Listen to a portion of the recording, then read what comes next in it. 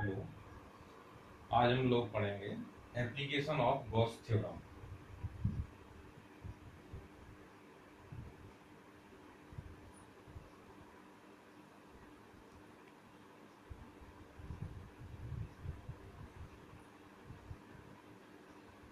इसके कई एप्लीकेशंस हैं। इनमें से हम एक एप्लीकेशन लेंगे, पहला वाला। अनंत लंबाई के सीधे सरल तार के कारण से जिस पर आवेश है,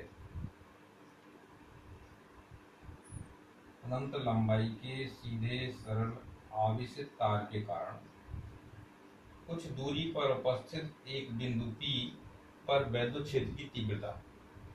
फिर सुन रहे हैं, आज जो एप्लीकेशन है वो अनंत लंबाई के सीधे सरल रेखीय देखिए आवेशित चालक के कारण या आवेशित तार के कारण उससे कुछ दूरी पर उपस्थित बिंदु P पर वैद्युत क्षेत्र की तीव्रता ज्ञात करना। तो मान लिया एक अनंत लंबाई का एक वायर ये है, इस पर आवेश Q प्रदान किया और इससे स्मॉल r दूरी पर एक बिंदु P है, इस पर हमें वैद्युत क्षेत्र की तीव्रता ज्ञात करनी। और इसको ज्ञात करने के लिए हमें गॉस की प्रमेय का उपयोग करना है। इसके लिए जब भी गॉस की प्रमेय उपयोग करते हैं तो हमें सबसे पहले गॉसियन पृष्ठ खींचना होता है। जिसके लिए मान लिया इसके चारों ओर एक बेलनाकार गॉसियन पृष्ठ है जिसकी सतह पर यह बिंदु P उपस्थित है। इस गॉसियन पृष्ठ की जो लंबाई है वो L है। अब ध्यान देंगे, इसमें गॉसियन पृष्ठ जब हमने जो खींचा तो ये बेलनाकार गॉसियन पृष्ठ खींचा, तो इसके जो क्षेत्रफल आएंगे ये ऊपरी क्षेत्रफल ये वाला होगा, एक नीचे क्षेत्रफल ये वाला होगा और एक इसकी वक्र पृष्ठ यानी बेलन का जो वक्र पृष्ठ होगा एक पृष्ठ वो वाला होगा। इस प्रकार से तीन पृष्ठ होंगे। ये पृष्ठ नंबर 1 का है, ये पृष्ठ नंबर 2 का है और ये वाला पृष्ठ नंबर 3। यदि हम ये कहें कि इस पर और इस पर जो वैद्युत फ्लक्स होगा उनके मान क्रमशः मान लें। इस पर वैद्युत फ्लक्स 1 नंबर वाले पर φ1 है और 2 नंबर वाले पर φ2। इनके मान निकालने के लिए यहाँ पर देखेंगे, क्योंकि यहाँ पर इस वायर पर चार्ज दे रखा है। चार्ज टोटल जो चार्ज है Q है, Q चार्ज है और L लंबाई का वायर इस गॉसियन पृष्ठ के अंदर उपस्थित है। ये इतनी बात है हम लोग समझनी पड़ेगी। तो अब यहाँ पर अगर हम पृष्ठ क्रमांक 1 पर हम निकालें पहले φ1, तो φ1 एक पर होगा E vector E dot dA। चूंकि हम पूरा यहाँ पर φ1 निकालना चाह रहे हैं, इसको हम यहाँ पर A1 ले लेते हैं। एरिया ये A1 ये ऊपर वाला है, इसके हिसाब से निकालेंगे। तो यहाँ ध्यान देंगे कि यहाँ वैद्युत क्षेत्र की जो दिशा होगी वो इधर बाहर की तरफ होगी, क्योंकि हम जानते हैं कि प्लस से बाहर की तरफ हमेशा वैद्युत क्षेत्र यानी वैद्युत बल की दिशा ऐसी होती है। क्योंकि ये वाला क्षेत्रफल जो है इसका क्षेत्रफल वेक्टर इस प्रकार का होगा। इस प्रकार हमने यहाँ देखा कि क्षेत्रफल वेक्टर और वैद्युत क्षेत्र के बीच में जो कोण है वो थीटा इक्वल 90 है। तो थीटा इक्वल 90 इस हिसाब से यहाँ निकालेंगे तो E(A1) cos 90 और cos 90 की वजह से φ1 इक्वल हो जाएगा 0। ठीक इसी प्रकार नीचे देखें φ2 में भी इसमें जो वैद्युत क्षेत्र की दिशा है वो इस दिशा में और इसका जो क्षेत्रफल वेक्टर है उसकी दिशा ऐसी होगी, तो थीटा इक्वल 90 इसमें भी होगा। इस प्रकार से यहाँ पे देखेंगे φ2 इक्वल 0। यानी इस गॉसियन सरफेस में हमने ये देखा ऊपर जो क्षेत्रफल है ये इसमें फ्लक्स जो निकल रहा है उसका मान 0 है और इधर से भी जो फ्लक्स निकल रहा है वो φ2 उसका मान भी 0 है। अब इसके पृष्ठ पर अगर हम फ्लक्स φ मान लें तो φ को ज्ञात करने के लिए माना इस बिंदु P के चारों ओर एक छोटा क्षेत्रफल dA है। इस बिंदु P के चारों ओर एक छोटा क्षेत्रफल dA है।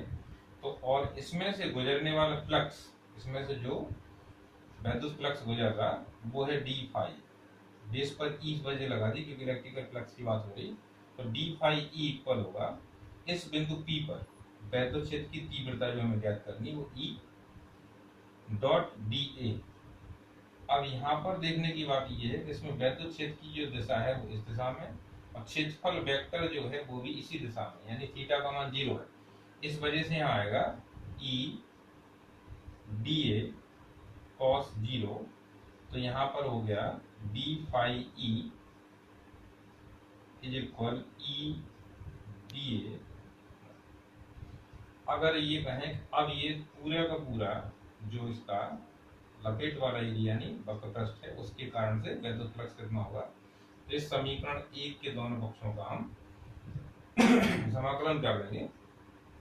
यहाँ पे इंटीग्रेशन करेंगे तो 1 डी फाई इज इक्वल ई और यहाँ पर सरफेस इंटीग्रेशन ले लेंगे यार डी। अब यहाँ पर तो ये इंटीग्रेशन करेंगे 1 के रिस्पेक्ट में, यहाँ आएगा फाई ई इज इक्वल हो जाएगा ई डॉट। अब डीए जो है ये बेलन का वक्रपृष्ठ है, आर त्रिज्या का बेलन जिसकी लंबाई एल है, इसका हमें वक्रपृष्ठ निकालना। तो यहाँ लिखा जाएगा 2 pi r L, 2 pi r L. अब यहाँ पर गॉस की प्रमेय का एप्लीकेशन है क्योंकि हम जानते हैं कि गॉसियन सरफेस जो बना है उसके अंदर अगर चार्ज क्यू है तो क्यू चार्ज के कारण से फ्लक्स होता वो हो जाता phi equal q upon epsilon nought equal हो जाएगा E into 2 pi r l. E equal आएगा 1 upon 2 pi epsilon nought r l, यहाँ हो जाएगा क्यू। ये पूरा पोर्शन इसके नीचे चला गया। अब क्योंकि हम जानते हैं कि क्यू जो है क्यू में और इसके आवेश घनत्व में, इसके आवेश घनत्व में रैखिक आवेश घनत्व में क्या संबंध है। तो रैखिक आवेश घनत्व को इसको इक्वेशन 2 डालेंगे। रैखिक आवेश घनत्व को हम लैम्डा से दिखाते और एकांक लंबाई पर उपस्थित आवेश को हम लैम्डा कहते हैं। तो यहाँ हो जाएगा क्यू अपॉन एल। इससे अगर हम क्यू की वैल्यू निकालते हैं तो लैम्डा इंटू एल आएगी।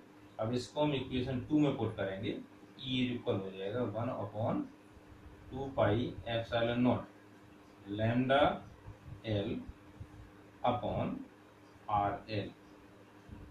इससे ये कैंसिल हो जाएगा। इस प्रकार से ये देखा कि जो अपना फाइनल आया यानी इस बिंदु P पर वैद्युत क्षेत्र की तीव्रता आई 1 upon 2 pi epsilon not lambda by are.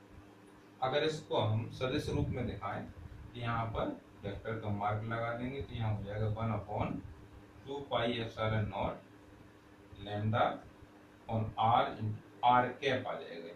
इस प्रकार से ये सदिश रूप में बिंदु P पर वैद्युत क्षेत्र की तीव्रता प्राप्त हो गई।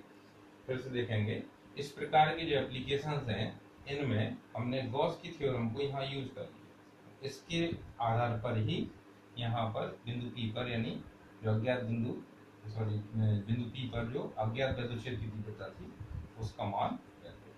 इस प्रकार की ये एप्लीकेशंस के 3 हैं जो बहुत इंपॉर्टेंट है। इनको 1 बाय 1 करके हम वीडियो में डालेंगे। पहला वाला एप्लीकेशन आप लोग तैयार करें।